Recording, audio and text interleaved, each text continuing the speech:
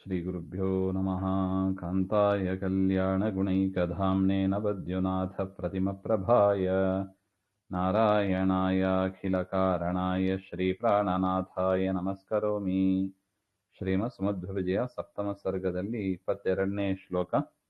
ಅಧುನಾ ಕಲಿಕಾಲವೃತ್ತಯೇ ಸವಿತೇವ ಕ್ಷಣದಾನುವೃತ್ತಯೇ ಜನದೃಗ್ ವಿಷಯತ್ವಮತ್ಯಜದ್ ಭಗವಾನಾಶ್ರಮಮಾವಸನ್ನಿಮಂ. ಹಿಂದಿನ ಶ್ಲೋಕದಲ್ಲಿ ನೋಡಿದಂತೆ ಆಚಾರ್ಯರು ವೇದವ್ಯಾಸರ ಚಿಂತನೆಯನ್ನ ಮಾಡ್ತಾ ಇದ್ದಾರೆ. ಎಂಥ ವೇದವ್ಯಾಸರು ಅಂತ ನೋಡ್ತಾ ಇದ್ದೀವಿ. ಹಿಂದೆ ದ್ವಾಪರ ಯುಗದಲ್ಲಿ ವೇದವ್ಯಾಸರು ಇಡೀ ಭೂಮಿಯನ್ನ ಸಂಚಾರ ಮಾಡಿ ಜ್ಞಾನದ ರಕ್ಷಣೆಯನ್ನ ಮಾಡಿದ್ರು ಹಾಗೆ ಅಂತ ನೋಡಿದ್ದೀವಿ. ಸರಿ,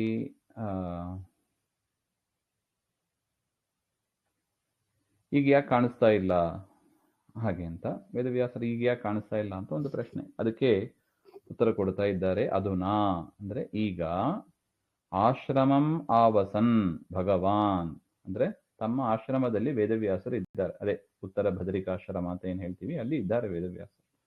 ಅಸ್ಮಿನ್ ಆಶ್ರಮೇ ವಸನ್ ವಾಸ ಮಾಡುತ್ತಾ, ಭಗವಾನ್ ಕಲೇಹೇ ಕಾಲಹ ತಸ್ಯ ವೃತ್ತಯೇ ಪ್ರವೃತ್ತಯೇ. ಕಲಿಕಾಲ ಬರಬೇಕಲ್ಲ, ವೇದವ್ಯಾಸರು ಓಡಾಡ್ತಾ ಇದ್ರೆ ನೋಡಿ, ಆ ಪಾಂಡವರು ಅಥವಾ ಸಜ್ಜನರು ದೇವತೆಗಳು ಅವರು ದೀರ್ಘಕಾಲ ಭೂಮಿಯಲ್ಲಿ ಇದ್ದರೇ ಕಲಿ ಬರೋದಿಲ್ಲ. ಹಾಗಿರುವಾಗ ಸ್ವತಃ ನಾರಾಯಣನ ಅವತಾರ ವೇದವ್ಯಾಸರು ಭೂಮಿಯಲ್ಲಿ ಓಡಾಡ್ತಾ ಇದ್ರೆ ಕಲಿ ಬರಕ್ ಆಗ್ತದ? ಕಲಿ ಅಂದ್ರೆ ಅಜ್ಞಾನ, ಅದಕ್ಕೆ ಡೆಡ್ ಆಪೋಸಿಟ್. ಸರ್ವಜ್ಞರು ವೇದವ್ಯಾಸರು. ಅದರಿಂದ ಸೂರ್ಯ ಇದ್ದಾಗ ಕತ್ತಲೆ ಹೇಗೆ ಬರ್ಲಿಕ್ಕೆ ಸಾಧ್ಯ? ಸೂರ್ಯ ಬಂದಾಗ ಕತ್ತಲೆ ಇರೋದಿಲ್ಲ. ಅದೇ ತರ ವೇದವ್ಯಾಸರು ಇರುವಾಗ ಕಲಿ ಹೇಗೆ ಬರ್ಲಿಕ್ಕೆ ಸಾಧ್ಯ? ಸಾಧ್ಯನೇ ಇಲ್ಲ. ಅದರಿಂದ ಆದರೆ ಕಲಿಯುಗ ಬರಬೇಕಾಗಿದೆ. ಅದರಿಂದ ವೇದವ್ಯಾಸರು ತಮ್ಮ ಭೂಮಿ ಸಂಚಾರವನ್ನ ನಿಲ್ಲಿಸಿ ಬದ್ರಿಕಾಶ್ರಮದಲ್ಲಿ ಇದ್ದಾರೆ ಅಂತ ಅರ್ಥ. ಅದಕ್ಕೆ ಹೇಳ್ತಾರೆ ನೋಡಿ, ಕಲಿಕಾಲ ಪ್ರವೃತ್ತಯೇ, ಕಲಿಕಾಲ ಬರಬೇಕೆಂಬ ಅದಕ್ಕಾಗಿ ಜನಾನಾಂ ದೃಗ್ ದೃಷ್ಟಿ ತಸ್ಯ ವಿಷಯ ಗೋಚರ ತಸ್ಯ ಭಾವ ತತ್ವಂ. ಜನರಿಗೆ ಕಣ್ಣಿಗೆ ಕಾಣಿಸ್ತಾ ಇಲ್ಲ, ವೇದವ್ಯಾಸರೇ ಇಲ್ಲ ಅಂತ ತಿಳ್ಕೊಂಡ್ಬಿಡಬಾರ್ದು. ಕಣ್ಣಿಗೆ ಕಾಣಿಸ್ತಾ ಇಲ್ಲ ಅದರಿಂದ ವೇದವ್ಯಾಸರೇ ಇಲ್ಲ ಅಂತ ತಿಳ್ಕೊಬಾರ್ದು. ನಮ್ಮ ಕಣ್ಣಿಗೆ ಕಾಣಿಸ್ತಾ ಇಲ್ಲ ಅಷ್ಟೇ. ಕ್ಷಣದಾನುವೃತ್ತಯೇ ನೋಡಿ, ಅದನ್ನೇ ಬರೀತಾರೆ ನೋಡಿ. ರಾತ್ರಿ ಪ್ರವೃತ್ತಯೇ ಸವಿತಾ ಇವ. ರಾತ್ರಿ ಬರಬೇಕು ಅಂದ್ರೆ ಏನಾಗಬೇಕು? ಸೂರ್ಯ ಮುಳುಗಬೇಕು. ಸೂರ್ಯ ಮುಳುಗಿಲ್ಲ ಅಂದ್ರೆ ರಾತ್ರಿ ಹೇಗೆ ಬರ್ಲಿಕ್ಕೆ ಸಾಧ್ಯ? ಬರೋದಿಲ್ಲ. ಅದೇ ತರ ಕಲಿಯುಗ ಬರಬೇಕು ಅಂದ್ರೆ ಸೂರ್ಯನಂತೆ ಇರತಕ್ಕ ವೇದವ್ಯಾಸರು ಅವರು ಅದೃಶ್ಯರಾದರು ಅಂತ ಅರ್ಥ. ಅದ್ರ ಅರ್ಥ ಸೂರ್ಯ ಇಲ್ಲವೇ ಇಲ್ಲ ಅಂತ ಅರ್ಥನಾ? 4ನೇ ದಿವಸ ಮತ್ತೆ ಬರ್ತಾನೋ ಅಲ್ಲ? ಅದೇ ತರ ವೇದವ್ಯಾಸರು ಇಲ್ಲ ಅಂತ ಅರ್ಥ ಅಲ್ಲ, ಅದೃಶ್ಯರಾದರು ಅಂತ ಅರ್ಥ. ಅತ್ಯಜತ್ ಭೂಮಿಯನ್ನ ಪರಿತ್ಯಕ್ತವಾ ಅಂತ ಅರ್ಥ. ಅಯಂ ಭಾವ ಸುರೇಶು ಮುನೀಷು ಚ ಭುವಿ ಚರತ್ಸು ಕಲಿಯುಗ ಧರ್ಮ ನ ಪ್ರವರ್ತತೆ. ದೇವತೆಗಳು ಮುನಿಗಳು ಅವರು ಭೂಮಿಯಲ್ಲಿ ಸಂಚಾರ ಮಾಡ್ತಾ ಇದ್ರೆ ಕಲಿಯುಗದ ಧರ್ಮ ಆಗೋದೇ ಇಲ್ಲ. ಇತಿ ಆ ಕಾರಣದಿಂದ ಅಧುನಾ ವ್ಯಾಸಃ ಯಂ ಈ ವೇದವ್ಯಾಸರು ಜನದೃಗ್ ವಿಷಯತ್ವಂ ಮುಕ್ತ್ವಾ ಜನರಿಗೆ ಕಾಣಿಸಿಕೊಳ್ಳುವುದನ್ನ ಬಿಟ್ಟು ತಸ್ಮಿನ್ ಆಶ್ರಮೇ ವಸತಿ ಈ ಆಶ್ರಮದಲ್ಲಿ ವಾಸ ಮಾಡ್ತಾ ಇದ್ದಾರೆ. ರಾತ್ರಿ ಪ್ರವರ್ತನಾರ್ಥಂ ರಾತ್ರಿ ಬರಬೇಕು ಎನ್ನುವುದಕ್ಕಾಗಿ ಸೂರ್ಯ ಅಸ್ತಂ ಯಥಾ ಗಚ್ಚೇತ್ ತದ್ವತ್. ರಾತ್ರಿ ಬರಬೇಕು ಎಂಬ ಅದಕ್ಕಾಗಿ ಸೂರ್ಯ ಹೇಗೆ ಅಸ್ತಂಗತನಾಗ್ತಾನೋ ಅದೇ ತರ ಅಂತ ಇಲ್ಲೂ ಇಟ್ಕೋಬೇಕು ಅಂತ ಅದರ ಅಭಿಪ್ರಾಯ. ಎಷ್ಟು ಚೆನ್ನಾಗಿದೆ ನೋಡಿ. ತದಿದಂ ವಪುರಸ್ಯ ದೃಶ್ಯತೆ ದಲಿತೇಂದೀವರ ಸುಂದರದ್ಯುತಿ ಪರಮಾಜಿನ ಯೋಗ ಪೀಠಗಂ ಮಮ ಚೇತೋ ನಯನಾಭಿನಂದನಂ. ಇಷ್ಟು ವೇದವ್ಯಾಸರ ವಿಚಾರವನ್ನು ಹೇಳಿ ಇನ್ನು ಆ ವೇದವ್ಯಾಸರ ಒಂದೊಂದೇ ಅವಯವದ ಚಿಂತನೆಯನ್ನ ಮಾಡ್ತಾರೆ. ಲೇಂಗ ದ್ವಾದಶ ಸ್ತೋತ್ರದಲ್ಲಿ ನಾವು ಕೇಳ್ತೀವಿ ನೋಡಿ, ವಂದೇ ವಂದ್ಯಂ, ಒಂದೊಂದೇ ಅವಯವನ್ನ ಸ್ತೋತ್ರ ಮಾಡ್ತಾ ಇರ್ತಾರೆ ಆಚಾರ್ಯರು. ಇಲ್ಲಿ ಕೂಡ ವೇದವ್ಯಾಸರ ಆ ರೂಪವನ್ನ ವರ್ಣನೆ ಮಾಡ್ತಾ ಇದ್ದಾರೆ.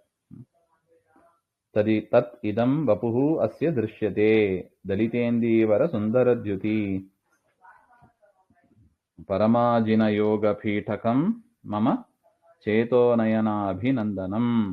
ದಲಿತಂ ಅಂದ್ರೆ ವಿಕಸಿತಂ ಅರ್ಥ. ಯದ್ ಇಂದೀವರಂ ತದ್ವತ್ ಸುಂದರ ದ್ಯುತಿ ಕಾಂತಿ, ಚಂದ್ರನಂಥ ಕಾಂತಿ ಉಳ್ಳವರು ಅಂತ ಅರ್ಥ. ಪರಂ ಉತ್ತಮಂ ಯದ್ ಅಜಿನಂ ತದಾತ್ಮಕಂ ಯದ್ ಯೋಗಪೀಠಂ ಯೋಗಾಸನಂ ತದ್ ಗಚ್ಚತಿ ಇತಿ ತಾದೃಶಂ.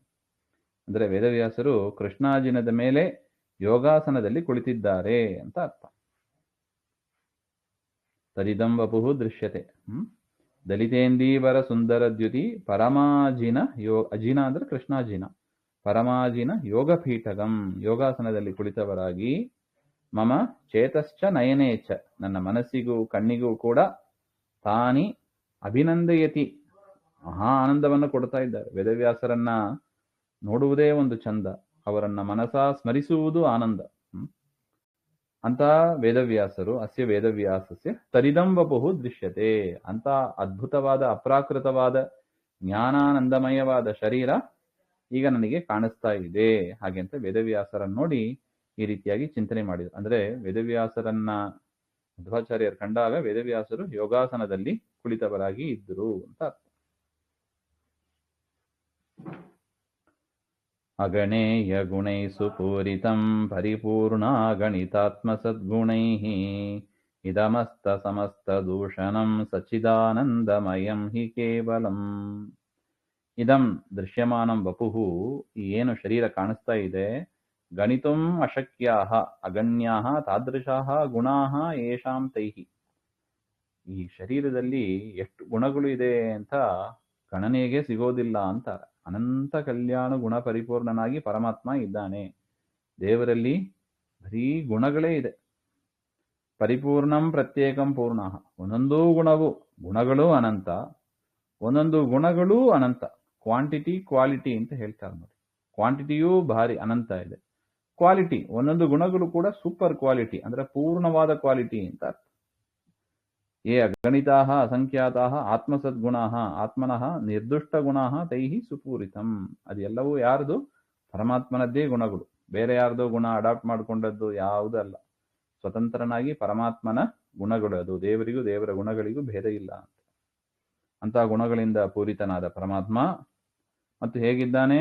ಅಸ್ತಂ ನಿರಸ್ತಂ ಸಮಸ್ತ ದೂಷಣಂ. ಸಮಸ್ತ ದೋಷಾಃ ಯಸ್ಮಾತ್ ಅಂದ್ರೆ ಪರಮಾತ್ಮನಲ್ಲಿ ಯಾವ ದೋಷಗಳೂ ಇಲ್ಲ. ಗುಣಪೂರ್ಣನಾಗಿದ್ದಾನೆ, ದೋಷ ದೂರನಾಗಿದ್ದಾನೆ. ಯಾಕೆ ದೋಷ ದೂರನಾಗಿದ್ದಾನೆ ಹಾಗೆಂದ್ರೆ ಗುಣಗಳು ಅಷ್ಟು ತುಂಬಿದೆ. ಅಂದ್ರೆ ಜಾಗನೇ ಇಲ್ಲವಂತೆ, ದೋಷಗಳು ಬಂದು ಸೇರೋದಕ್ಕೆ ಜಾಗನೇ ಇಲ್ಲ. ಅಂತಹ ಗುಣಪೂರ್ಣನಾಗಿ ದೇವರು ಇದ್ದಾನೆ, ದೋಷ ದೂರನಾಗಿದ್ದಾನೆ. ಇದು ದೇವರ ಬಗ್ಗೆ ನಾವು ಮಾಡಬೇಕಾದ ಚಿಂತನೆ. ದೇವರ ಬಿಟ್ಟು ಉಳಿದ ಎಲ್ಲಾ ವಸ್ತುಗಳಲ್ಲೂ ಕೂಡ ಒಂದಲ್ಲ ಒಂದು ಅಪೂರ್ಣತಾ ಇದ್ದೇ ಇದೆ, ದೋಷಗಳು ಇದ್ದೇ ಇದೆ ಹಾಗೆ ಅಂತ. ಅದರಿಂದ ನಾವು ಸುಮ್ಮನೆ ಅವ್ರು ಸರಿ ಇಲ್ಲ ಇವ್ರು ಸರಿ ಇಲ್ಲ ಅಂತ ಹೇಳಬಾರದು ನಾವು. ಯಾಕೆ? ಎಲ್ಲರಲ್ಲೂ ದೋಷ ಇದ್ದೇ ಇರುತ್ತದೆ, ಅದು ಗೊತ್ತಿದ್ದದ್ದೇ. ಅದು ದೇವರನ್ನ ಬಿಟ್ಟು ಉಳಿದವರಲ್ಲಿ ದೋಷ ಇದ್ದೇ ಇರ್ತದೆ, ದೇವರಲ್ಲಿ ಮಾತ್ರ ದೋಷಗಳಿಲ್ಲ. ಅದರಿಂದ ನಮಗೆ ದೋಷಗಳು ಅಂದ್ರೆ ಆಗಿ ಬರೋದಿರಲ್ವಾ. ಅದರಿಂದ ದೇವರನ್ನೇ ಸದಾ ಚಿಂತನೆ ಮಾಡಬೇಕು ಅಂತ ಹೇಳ್ತಾರೆ. ದೇವರನ್ನ ಬಿಟ್ಟು ಬೇರೆ ಕಡೆ ಚಿಂತನೆ ಮಾಡಿದರೆ ಮನಸ್ಸಿಗೆ ಕಿರಿಕಿರಿ. ಯಾಕೆ? ಅವರಲ್ಲಿ ಅದು ಸರಿ ಇಲ್ಲ ಇದು ಸರಿ ಇಲ್ಲ ಅಂತ ಹೇಳ್ತಾ ಇರ್ತೀವಿ ನಾವು. ಇದಮಸ್ತ ಸಮಸ್ತ ದೂಷಣಂ ಮತ್ತು ಕೇವಲಂ ಸಾಕ್ಷಾತ್ ಚಿತಾ ಜ್ಞಾನೇನ ಸಹಿತ ಸಚಿತ್ ಸಚಸೌ ಆನಂದಶ್ಚ ತದಾತ್ಮಕಂ ಅಂದ್ರೆ ಸಚಿದಾನಂದಮಯಂ ಅಂತ, ಜ್ಞಾನಾನಂದಮಯವಾದ ಶರೀರ ಅಂತ ಶರೀರ ದೃಶ್ಯತೆ ನನ್ನಿಂದ ನೋಡಲ್ಪಡುತ್ತದೆ ಅಂತ ಆಚಾರ್ಯರು ಚಿಂತನೆ ಮಾಡಿದರು ಅಂತ ಅರ್ಥ. ಅಗಣೇಯ ಗುಣೈ ಸುಪೂರಿತಂ ಪರಿಪೂರ್ಣ ಗಣಿತಾತ್ಮ ಸದ್ಗುಣೈಃ ಇದಮಸ್ತ ಸಮಸ್ತ ದೂಷಣಂ ಸಚ್ಚಿದಾನಂದಮಯಂ ಹಿ ಕೇವಲಂ. ಮುಂದಿನ ವಿಚಾರ ಮತ್ತೆ ನೋಡೋಣ. ಶ್ರೀಮಧ್ವಾಂತರ್ಗತ ಶ್ರೀಕೃಷ್ಣ ಅರ್ಪಣಮಸ್ತು. ಶ್ರೀಹರೇ ನಮಃ.